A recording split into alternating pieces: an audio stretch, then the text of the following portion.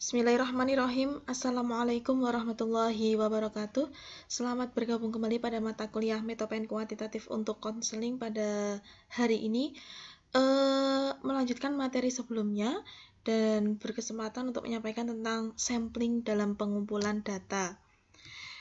Sebelum bahas pada sampling dan teknik sampling, akan dibahas sedikit tentang populasi. Populasi berkaitan dengan sampel. Populasi adalah keseluruhan elemen yang akan dijadikan wilayah generalisasi.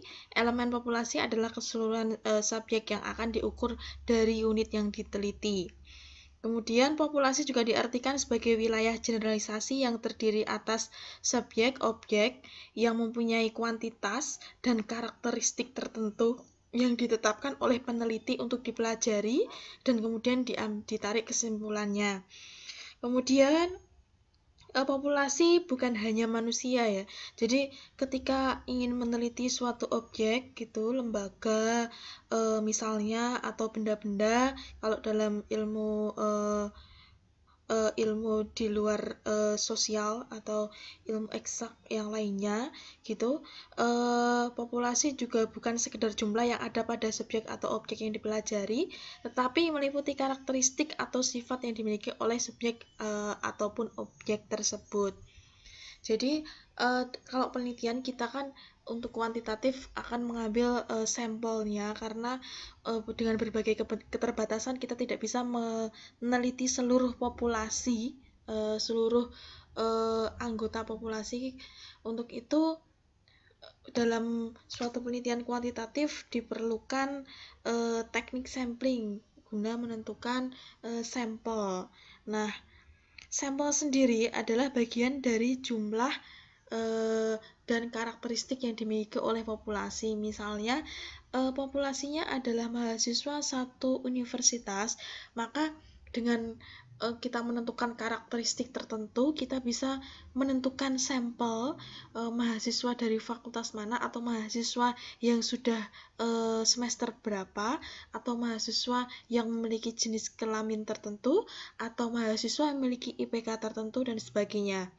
Sampel diperlukan untuk populasi yang besar karena peneliti tidak mungkin mempelajari semua sebab memiliki keterbatasan.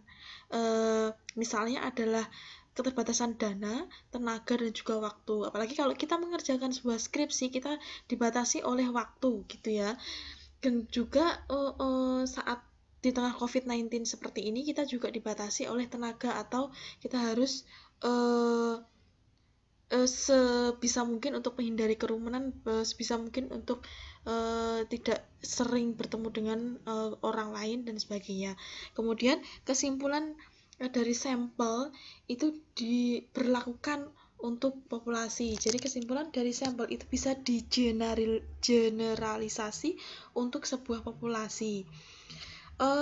Kemudian teknik sampling secara garis besar diartikan sebagai cara pengambilan sampel dan menentukan jumlah sampel yang akan digunakan dalam penelitian. Untuk jenisnya, yang pertama adalah probability sampling dan non-probability sampling. Untuk probability sampling itu adalah teknik sampling yang menggunakan probabilitas atau kemungkinan menggunakan peluang yang sama bagi setiap anggota populasi. Jadi ini biasanya adalah diambil sampelnya secara acak karena setiap anggota populasi memiliki kesempatan yang sama untuk dipilih sebagai sampel. Kemudian untuk non-probability sampling itu adalah teknik pengambilan sampel kebalikannya yang tidak memiliki peluang atau tidak memberikan kesempatan yang sama bagi anggota populasi, karena biasanya kalau non-probability sampling itu si peneliti menetapkan karakteristik tertentu untuk sampel-sampel yang ingin diteliti. Kemudian probability sampling itu dibagi lagi menjadi 3. Yang pertama adalah simple random sampling, yang kedua adalah stratified random sampling, yang ketiga adalah cluster random sampling. Untuk simple random sampling tentu saja yang paling mudah karena pengambilan sampelnya secara acak, tapi juga kita harus objektif mengambil sampel yang bisa merepresentasikan, bisa mewakilkan populasi yang kita teliti. Kemudian stratified itu pengambilan sampel secara acak tapi memperhatikan stratifikasi atau strata tertentu, misalnya adalah meneliti tentang sekolah daring atau sekolah online. Maka strata kelasnya kan ada SD, ada SMP, ada SMA, ada perguruan tinggi. Jadi berdasarkan strata tersebut maka harus diambil sampel secara adil, karena misalnya kalau SD kita ngambil misalnya 100 orang, berarti SMP pun juga demikian, agar tidak terjadi kesenjangan antara strata tersebut. Kemudian cluster random sampling ini adalah sampel yang digunakan berdasarkan area atau klaster-klaster tertentu tapi secara random. Jadi misalnya adalah penelitian dalam suatu negara Indonesia yang memiliki lebih dari 30 provinsi, maka diambil sampelnya secara acak provinsi mana saja yang dijadikan sebagai sampel penelitian. Nah, provinsi tersebut juga beda-beda ya, karena ada area-area yang dia padat penduduk, ada yang penduduknya masih jarang, dan juga profesi-profesinya juga berbeda. Maka meskipun ini area atau sangat luas, itu juga perlu dibikin karakteristik, karakter, menentukan karakter, misalnya adalah provinsi yang memiliki kepadatan penduduk sekian, atau provinsi yang memiliki tingkat kemiskinan rendah, atau karakter atau kriteria yang lainnya. Kemudian untuk non-probability sampling, yang pertama adalah sampling sistematis. Itu adalah sampling yang diambil, sampel yang diambil secara sistematis karena sudah dilakukan penghitungan terlebih dahulu. Maksudnya adalah misalnya sampel sistematis itu dalam suatu populasi ada 100 orang. 100 orang itu dikasih angka atau dikasih nomor 1, 2, 3, 4, 5, 6 sampai 100.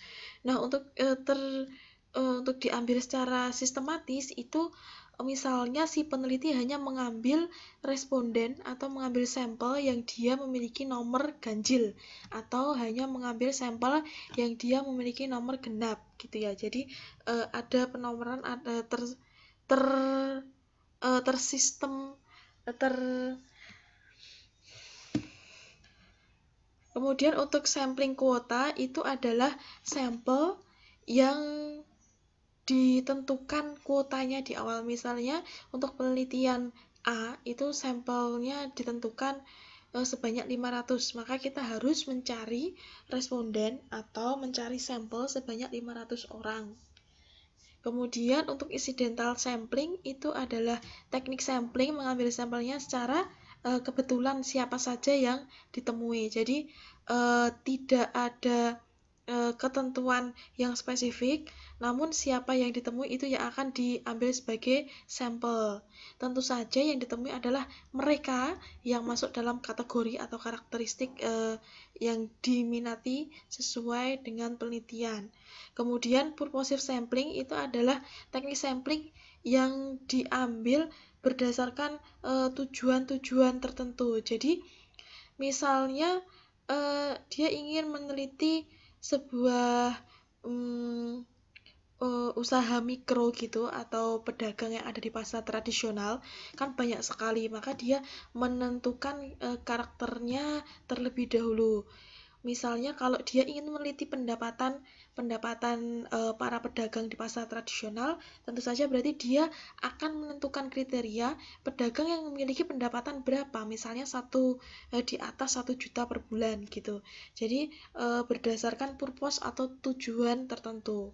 Kemudian sampling jenuh itu ada yang menyebut juga dengan sensus atau sampling total, karena sampling jenuh dan sampling total atau sensus itu mirip atau bahkan sama ketika misalnya dalam suatu penelitian dia populasinya hanya sedikit, jadi hanya 30 nih, suatu karyawan dalam bank apa gitu, bank ABC, dalam bank tersebut kan karyawannya tidak terlalu banyak, misalnya hanya 30 orang.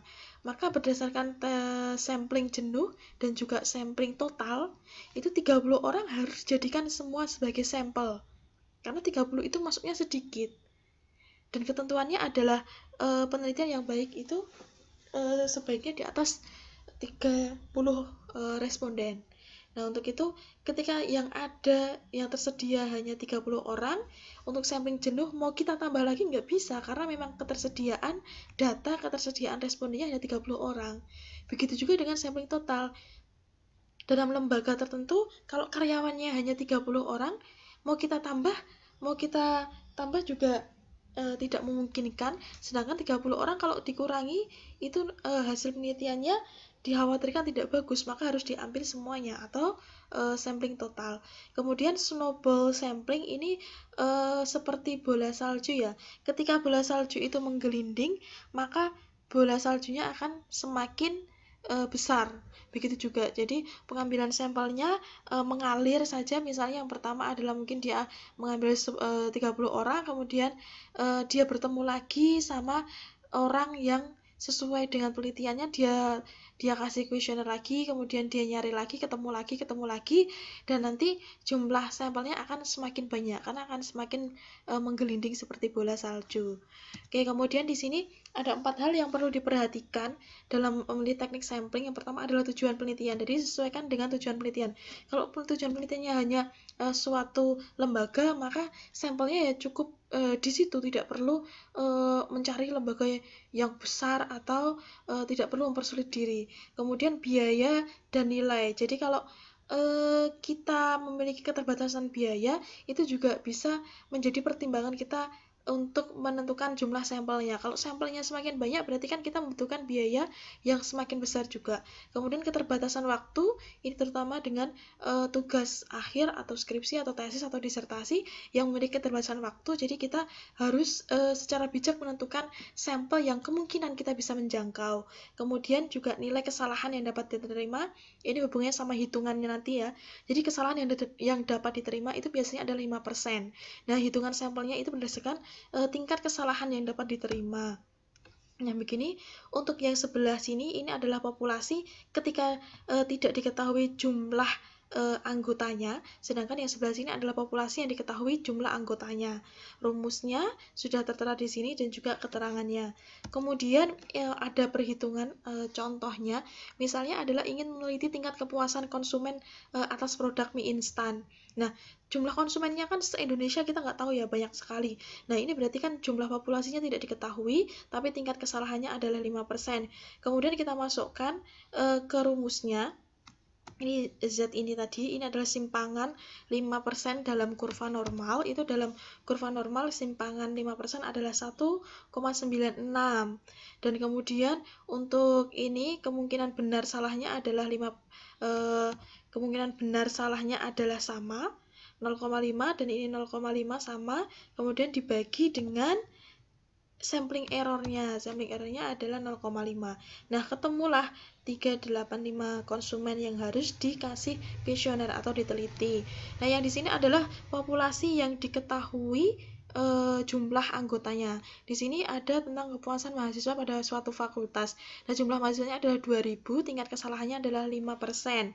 Nah, kita masukkan untuk N besar itu adalah populasi ya, 2000. Kemudian N besar populasi, E-nya adalah tingkat kesalahan 0,05. Kemudian setelah dibagi itu hasilnya adalah 333 mahasiswa. Itu saja, terima kasih dan selamat belajar.